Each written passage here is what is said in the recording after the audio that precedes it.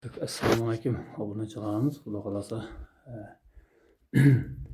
bu yerda 2-3 tane pökek tushgan ekan. Shu pökekni iloji bo'lsa pokila emas, o'zini germetikini yopishtiringlar.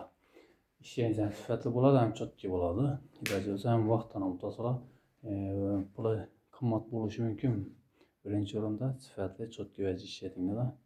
Ertaga tushib qolmaydi. Ham uyni egasi keyin klientlaringiz qachirish uchun e'tiborli bo'lib, yaxshi vaj ya sifatli vajni alınma. Proba dimog'ini bir vajni yopishtirib ko'rib, keyin alınma iloji boricha 801 pokilaya misol bo'lgani bilan yaxshi degan bilan uni probaga ko'rish kerak. Yaxshi bo'lsa qo'yib yopishtirish kerak, bo'lmasa yopishtirmash kerak. Shuning uchun e'tiborli bo'linglar.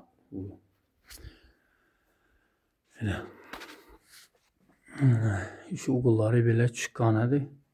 Özünə germetikler bilan yapıştırdık. Yan tarafımızda hem bunda bir yerde hem pəsindəyim. İlacı barıca pokile işletseniz selam teşkirip yapıştırıp bir proba keyin ilacı olsa yapıştırınlar. İşleriniz bir çok yol çıkışı için ilacı olsa germetiklerinden çok yetip işletip faydalananlar.